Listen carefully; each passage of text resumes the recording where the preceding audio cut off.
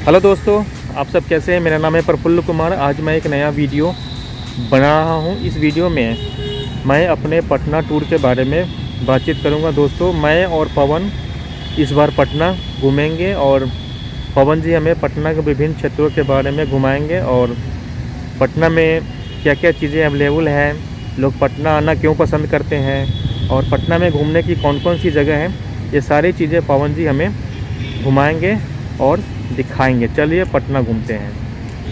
ये पटना का गांधी मैदान है और यह पटना के बीचों बीच स्थित है।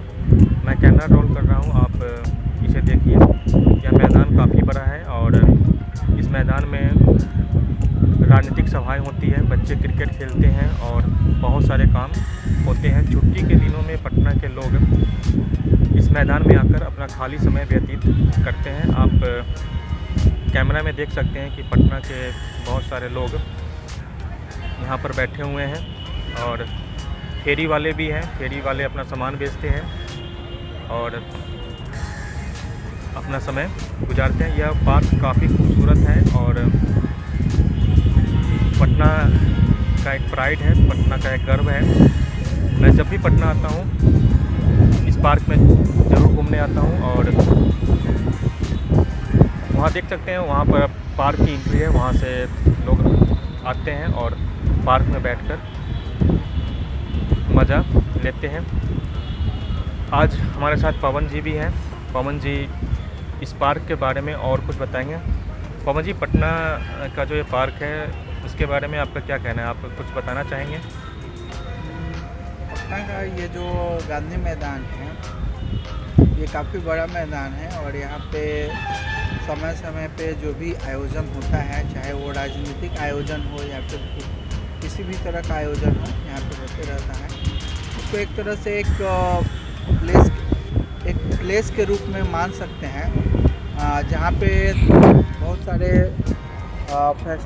जो भी कार्यक्रम हैं वो आयोजन होते हैं। अक्सर यहाँ पे लोग अपना समय बिताने के लिए भी आते हैं एक पीसफुल जगह पे। तो ये काफ़ी अच्छा जगह है, यहाँ आइए और देखिए।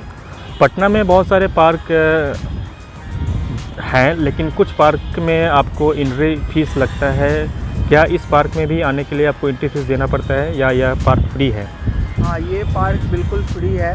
यहाँ पे आप बिल्कुल फ्री में आ सकते हैं और अपना समय बिता सकते हैं और यहाँ पे अपना बैठ के शांतिपूर्ण बैठ सकते हैं, समय बिता सकते हैं। अगर खेलना है तो खेल भी सकते हैं। तो एक काफ़ी स्पेशियस जगह है और जैसा आपका इच्छा है वैसा आप यहाँ पे। इस पार्क के मेंटेनेंस के बारे में आपको क्या कहना है? जैसे मैं कैमरा रोल कर रहा हूँ, आप देख सकते हैं कि कैमरे पर तो अच्छी खासी सफाई दिख रही है, लेकिन क्या आप बता सकते हैं कि क्या यह पार्क पूरी तरीके से मेंटेन है या यहाँ पर कुछ और करने की आवश्यकता है? यहाँ पे देखा जाए तो थोड़ा सा मेंटेनेंस तो कम है। हालांकि पार्क में देखा जा रहा है कि जगह जगह पे प्लास्टिक का बोतल, कचरा और ये सब रखा हुआ है। तो यहाँ पे डस्टबिन होना चाहिए और लोगों को भी डिसिप्लिन का पालन करना चाहिए। तो इस तरह से थोड़ा सा पार्क नीट एंड क्लीन होता। पार्क में मेंटेनेंस की ज़रूरत है। ज़रूरत तो है थोड़ा। दोस्तों, ये पटना का बिग बाज़ार शोरूम है। अगर आप पटना आते हैं तो ऐसे मॉल्स और शोरूम घूमना ना भूलें। पवन जी, बिग बाज़ार के बारे में कुछ बताइए। आप ख़रीदारी करने जा रहे हैं? हाँ, जाए तो कुछ क्या ख़रीदारी करेंगे? कुछ क्लॉथ्स वगैरह खरीदने आए थे। और ये पटना का बिग बाज़ार एग्जीबिशन रोड वाला बिग बाज़ार है। अच्छा, तो चलिए यहाँ पे आए, कुछ देखा, कुछ खरीदारी करें। बिग बाज़ार में ख़रीदारी करना आपको अच्छा लगता है? अच्छा लगता है। चलिए हमको भी घुमाइए। ठीक है, चलिए। पवन जी बिग बाज़ार में शॉपिंग कर रहे हैं और आप क्या खरीदना चाहते हैं? मैं आया था एक डोसा तवा खरीदने के लिए। मैं एक डोसा तवा खरीदने के लिए आया था। देख रहा हूँ कहाँ पे कौन सा मिलता है। बिग बाज़ार में शॉपिंग करने के क्या फ़ायदे हैं? बिग बाज़ार में शॉपिंग करने के फ़ायदे हैं, यहाँ पे आपको वैराइटीज़ ऑफ गुड्स मिल जाता है। आप वहाँ पे एक जगह पे देख सकते हैं, बहुत सारी चीज़ों को एक्सप्लोर कर सकते हैं। जो आपको अच्छा लगेगा उसको आप ले सकते हैं। क्या बिग बाज़ार में शॉपिंग करना महंगा पड़ता है? नहीं, ऐसा कुछ नहीं है। बिग बाज़ार में शॉपिंग करना महंगा नहीं है। कंपेयर कर सकते हैं, जहाँ आपको अच्छा लगता है ले सकते हैं। जैसे मैं आपको दिखा रहा हूँ, जैसे ये सारे बर्तन हैं, इसमें प्राइस काफ़ी महंगे हैं और इसमें लिखा हुआ है कि ये 25% ऑफ पर है। आप देख सकते हैं ये इसका देखिए सेलो कंटेनर सेल है। इसकी प्राइस है 549 रुपीज़। तो एक आम आदमी जो प्रतिदिन कमाता है, प्रतिदिन खाता है, क्या उनके लिए मॉल में शॉपिंग करना सही रहता है? हाँ, कर सकते हैं। यहाँ पे बहुत तरह का सामान है, जो आपके बजट में फिट होता है उसको आप ले सकते हैं। अच्छा। जो आपके बजट में आ जाए वैसा भी बहुत सारा सामान है यहाँ अवेलेबल। पवन जी ने एक फेस वॉश लिया है और ये फेस वॉश का यूज़ करके गोरे बनना चाहते हैं। इनका जो कम्प्लेक्शन है वो कौवे की तरह काला है और गोरा बनना इनकी ख्वाहिश है। पवन जी, कुछ और लेना है क्या आपको? देख रहे हैं क्या ले सकते हैं। जो जो सस्ता चीज़ है उठा लीजिए, क्योंकि पैसा आपके पास भरपूर है और पैसा जब पॉकेट में होता है तो वो खुजली करता है कि मुझे खर्चा करो। तो आज कितने हज़ार का सामान लेने वाले हैं? देखते हैं कितना का मिलेगा। आज पूरा बिग बाज़ार खरीद लीजिए, कम से कम 8-10 हज़ार का तो खरीदिए, तभी तो कुछ डिस्काउंट और लॉयल्टी बेनिफिट मिलेगा। ये क्या है उठाया आपने?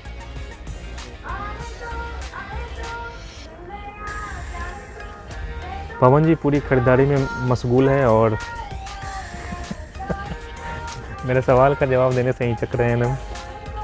महीना में कई बार मॉल घूम लेते हैं ना? बस एक बार। एक बार? कितना खर्चा कर देते हैं?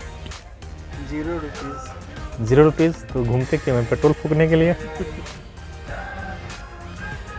मॉल घूमने से कोई मेंटल बेनिफिट भी होता है क्या? मॉल घूमने से कोई मेंटल बेनिफिट भी है क्या?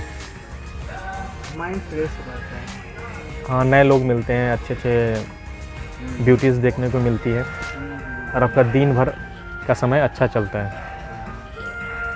यहाँ से क्या खरीदने वाले हैं आप? देखते हैं कि रूम फ्रेशनर सोच रहे हैं खरीदने का। अच्छा, ठीक है, कितना दाम है इस प्रोडक्ट का? लेकिन इस पे प्राइस ही कुछ ज़्यादा लग रहे हैं। कितना है दिखा सकते हैं कैमरे के सामने? है कितना है? 70 रुपये। 70 रुपये? ओके। तो इस मॉल में मिलने वाली अधिकांश चीज़ें महंगी ही हैं। थोड़ी महंगी तो लग रही है। दोस्तों, ये पटना की गलियां हैं। कुछ गलियां काफ़ी खूबसूरत हैं, रोड भी चिकने हैं और पटना की कई गलियां आपको दिल्ली का एहसास कराती है। पवन जी, अभी हम कहाँ पर आ गए हैं? अभी हम लोग गांधी मैदान से बाहर हैं। थोड़ा कस के बोलिए। गांधी मैदान से बाहर हैं। ये इधर क्या चीज़ दिख रहा है? ये क्या है?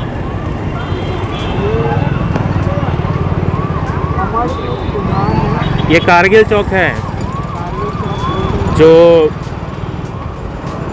कारगिल की लड़ाई में जो बिहार के जो सैनिक शहीद हुए थे उनके बारे में बताता है। और आप मॉल खरीदारी करने गए थे लेकिन कुछ खरीदे नहीं, कोई रीज़न है क्या? अच्छा नहीं लगा, कुछ सामान जो लेना था वो नहीं। ये आप हमें कहाँ ले आए हैं?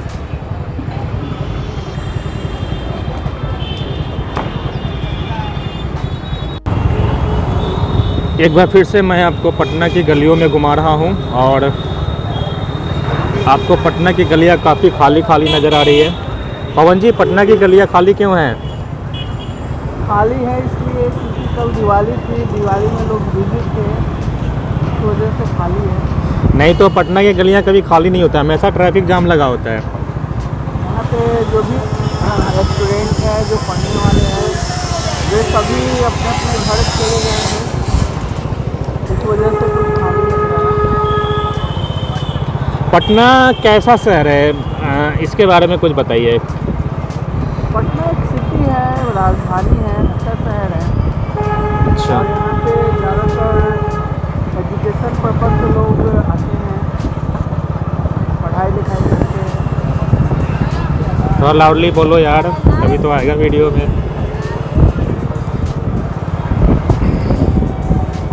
क्या पटना को दिल्ली से कंपेयर किया जा सकता है? पटना को दिल्ली से कंपेयर तो नहीं किया जा सकता। दिल्ली दिल्ली है, पटना पटना है। अरे बस, ये पटना का स्ट्रीट व्यू है। ये कौन सा इलाका है? ये अभी हम जा रहे हैं स्टेशन की तरफ, डाक बंगला से होते हुए। डाक बंगला? हाँ, डाक बंगला से होते हुए जा रहे हैं। मुझे तो शहर घूमने के बाद ऐसा लग रहा है कि पटना में लोग ही नहीं है। बिल्कुल बिल्कुल खाली खाली शहर है। तो थोड़ा खाली है।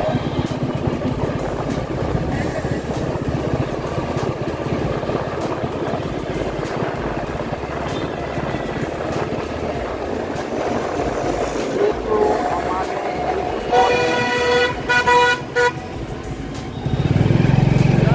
ये कौन सा इलाका है?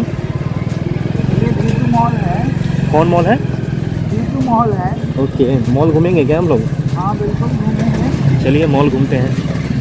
में देता है 80 रुपये में देता है। देखिए दोस्तों, ये पटना की नाइट लाइफ है और रात के समय में पटना जगमगाते रहता है और हर तरफ लाइटिंग है। पर्व का मौसम होने की वजह से लोग भी घूम रहे हैं, सो काफ़ी चहल पहल है। सुबह की तुलना में अभी चहल पहल काफ़ी है ना? हाँ बिल्कुल। और ऐसा लग रहा है पटना जैसे जगमगा रहा है। ये कौन सा इलाका है पटना का? ये स्टेशन है। कहाँ है? Railway station. Railway station, Patna railway station. हाँ। ठीक है। पटना की नाइट लाइफ के बारे में पवन जी कुछ बताइए। पटना की नाइट लाइफ काफ़ी सुंदर है। अभी देख रहे हैं, अभी मैं गांधी मैदान की तरफ जा रहा हूँ स्टेशन से होते हुए। अच्छा। देख सकते हैं काफ़ी चहल पहल है। और आज शाम का टाइम है, दिवाली के एक दिन बाद का टाइम है। काफ़ी कुछ चहल पहल है, लोगों की खरीदारी हो रही है खर्च के लिए। देख सकते हैं। पटना में आपने क्या खरीदा है आज आपने दिन भर ट्रैवलिंग की है और पटना के विभिन्न इलाकों का दौरा किया है, तो आपने कुछ खरीदा भी है, बस ऐसे ही घूम रहे हैं? आज मैंने एक जीन्स खरीदा है, तो बस वही एक खरीदारी हुई आज। जीन्स के अलावा भी कुछ खरीदा है क्या आपने? नहीं, बस जीन्स ही खरीदा है। ये फिर से ट्रैफिक जाम है और हमें लगता है लेफ़्ट साइड से चलना चाहिए, शायद ट्रैफिक क्लियर मिले।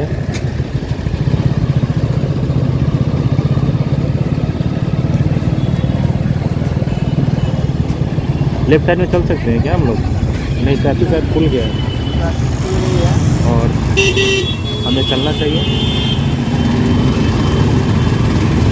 काफ़ी ट्रैफिक है दिन के अलावे, दिन के मुकाबले ट्रैफिक है, रोड भरे हुए हैं। और this is Patna life, this is night life in Patna. It's quite marvellous, quite spectacular. ये पटना की नाइट लाइफ है और आज का हम लोग का पटना टूर ख़त्म हो गया है। We are returning towards Lalganj and we will have some conversation with Pawan ji, who is the driver and good communicator as well. पवन जी, आज का पटना टूर कैसा रहा? बढ़िया रहा। ये कौन सा फ्लाईओवर है? ये एग्जीबिशन रोड से शुरू होती है गांधी कस के मैदान। बोलो, एग्जीबिशन रोड से शुरू होने वाली आगे देख के बोलो भाई। जो फ्लाईओवर है वही है। अच्छा ये जा करके कंकड़बाग में मिलती है। अच्छा। और उसके बाद सीधे फिर हम लोग कंकड़बाग होते हुए गांधी सेतु पुल पे जाएंगे और फिर अपने गंतव्य की ओर बढ़ेंगे।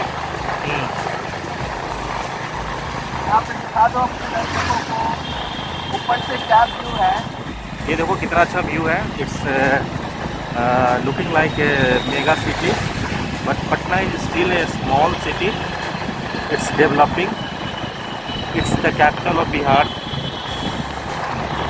यहाँ की एक ही खासियत है, यहाँ हमेशा खाने पीने की सुविधा है, पढ़ाई करने की सुविधा है, और चौड़ी चौड़ी सड़कें हैं, साफ़ सुथरी सड़कें हैं।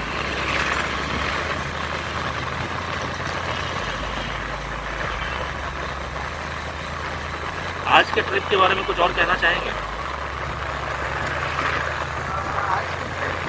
आज अच्छा ट्रिप रहा, बढ़िया समय बीता, और आने वाले टाइम में और भी जगहों का एक्सप्लोर करवाएंगे। आज के लिए बस इतना ही। पटना गांधी सेतु के बारे में कुछ बताएंगे क्या? अभी बताएंगे आप, जब पटना गांधी सेतु पर आएंगे तब बताएंगे आप? गांधी सेतु तो पहुँचते हैं फिर बताएंगे। ये देखिए पटना का street view. You can see there are some flyovers in Patna which are quite good. It's not as good as we have flyovers in Delhi, but Patna has some certain flyovers.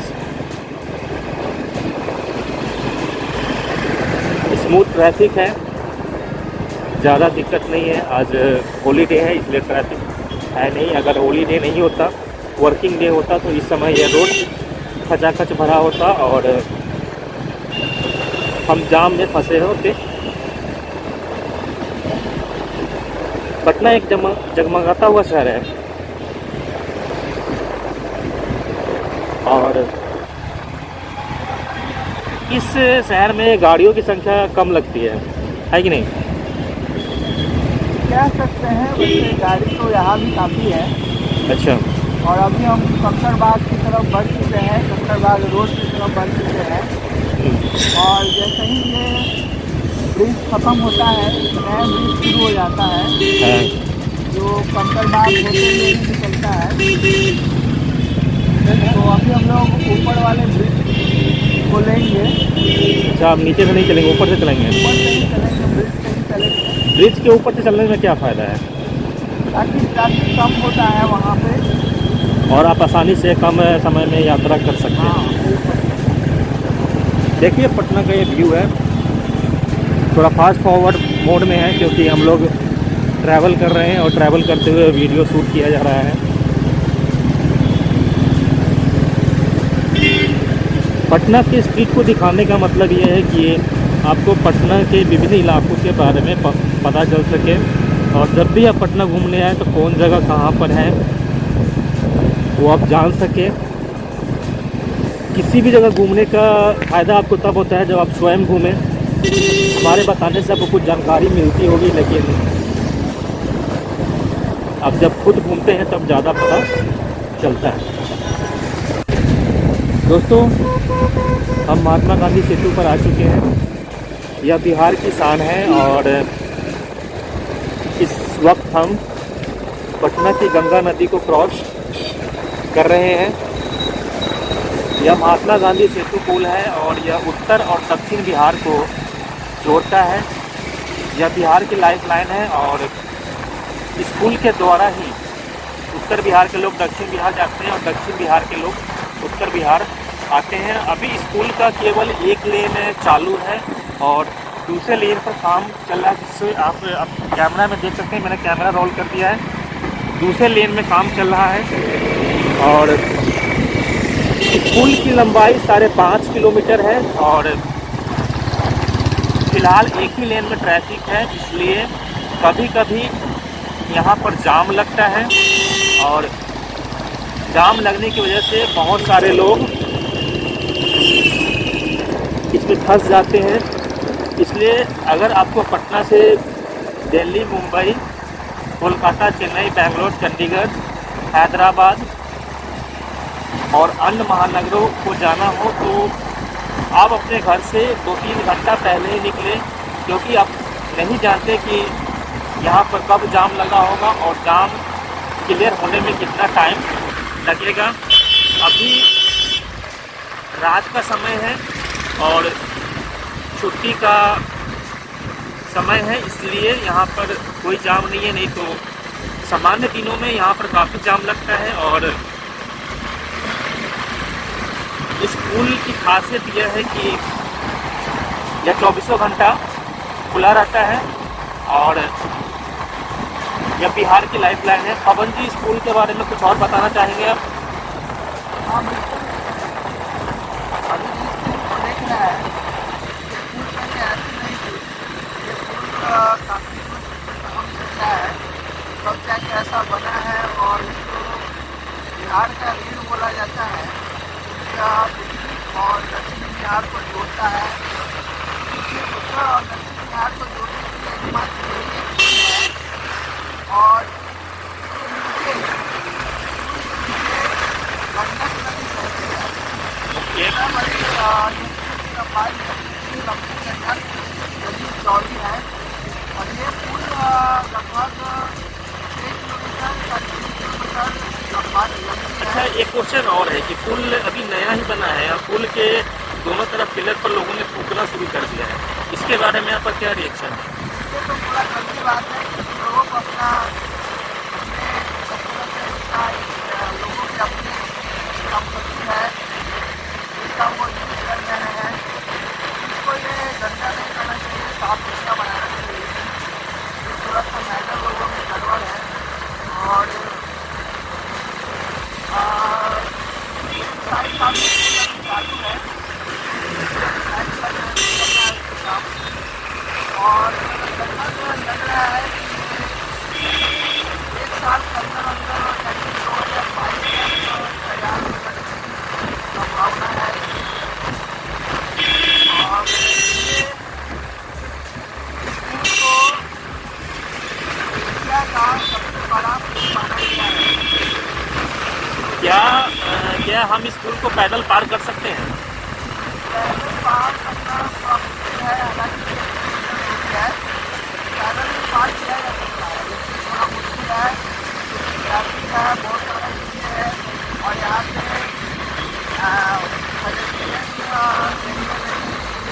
को पैदल पार करना थोड़ा मुश्किल है। गाड़ियाँ चलती रहती है, तो उसके लिए अगर पैदल चलते हैं तो यहाँ पे थोड़ा दुर्घटना हो सकता है। हाँ, कैजुअलिटी होने की संभावना है। दोस्तों, हम पटना के बाहर निकल चुके हैं और गांधी सेतु पर हैं। हम लगभग आधा से ज़्यादा इस सेतु को तय कर चुके हैं और इस सेतु के बाद हाजीपुर शुरू होता है। अगर हाजीपुर में कुछ दिखाने लायक चीज़ें होगी तो हम इसे ज़रूर शूट करेंगे। हमने इस वीडियो में आपको ब्रिज से स्टार्टिंग किया है और ब्रिज के अंत तक हम इसे शूट करेंगे। इससे आपको इस ब्रिज की लंबाई का पता चलेगा और ये कितने डिस्टेंस में फैला हुआ है ये भी आपको मालूम चल पाएगा।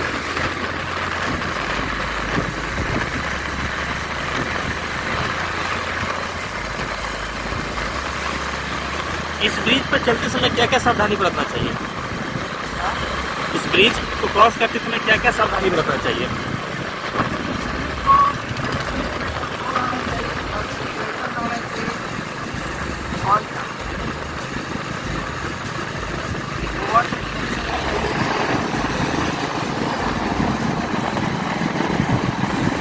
ट्रैफिक काफ़ी स्मूथ है और एक बुलेट वाले भाई साहब बड़ी स्पीड में निकल गए। पवन जी ने भी अपना कुछ स्पीड बढ़ा दिया है।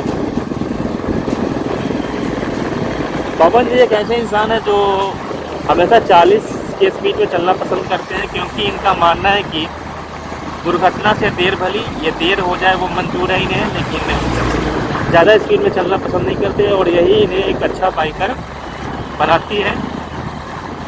और पिछले 1.5 सालों में मैंने इनके साथ काफ़ी ट्रैवल किया है। पटना, लालगंज, वैशाली, मुजफ्फरपुर, और ये सारे बिहार के अच्छे इलाके हैं, बिहार के प्रोमिनेंट एरियाज़ हैं। इन एरियाज़ में काफ़ी बड़ी आबादी रहती है और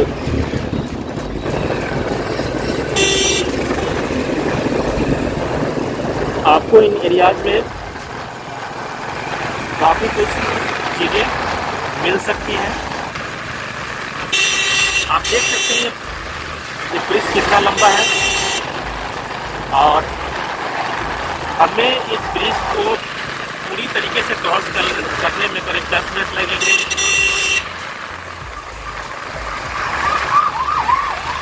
इस ब्रिज पर कई वाहन काफ़ी तेज चलते हैं, कई वाहन स्लो में चलते हैं। आप जब भी इस ब्रिज पर आएँ तो कोशिश करें कि आप अच्छी स्पीड मेंटेन करके रखें और जल्द से जल्द निकलने की कोशिश करें। इस ब्रिज पर खड़े होकर पिक्चर लेना या बातें करना मना नहीं है, लेकिन आपको नहीं करना चाहिए क्योंकि दोनों तरफ से ट्रैफिक है। आप नहीं जानते कब क्या हो सकता है।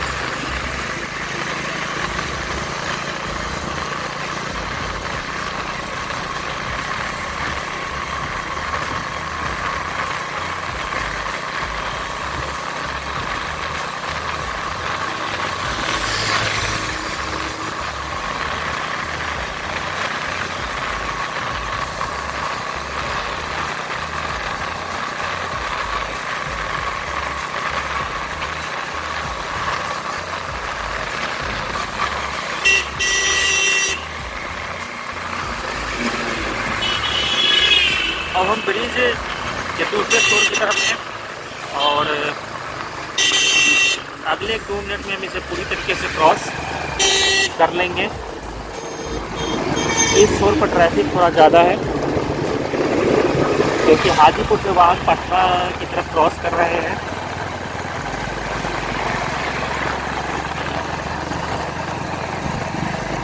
ब्रिज के नीचे कुछ इलाके हैं जहाँ पर अंधेरा है और मैं कैमरा नोट कर दिया हूँ।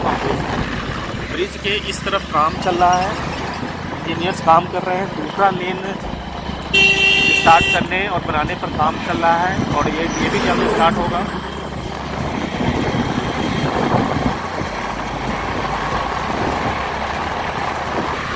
अब लगभग हम लोग पटना से बिल्कुल बाहर निकल चुके हैं और हाजीपुर एरिया में आ चुके हैं।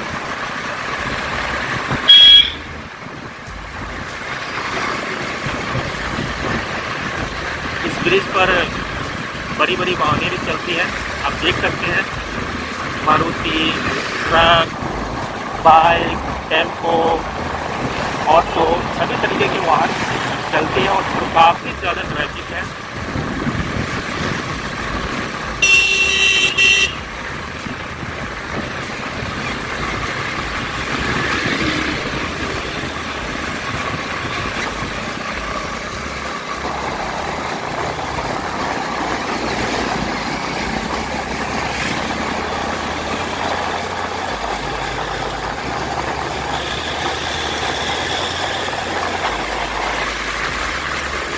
एक बड़ी गाड़ी जा रही है, आप देख सकते हैं, एसी वाली है। और जैसा कि मैंने आपको कहा, हमें ब्रिज क्रॉस करने में 10 मिनट लगेंगे और ये हम ब्रिज पार कर चुके हैं। हाजीपुर में अगर दिखाने लायक कोई चीज़ होगी तो हम आपको ज़रूर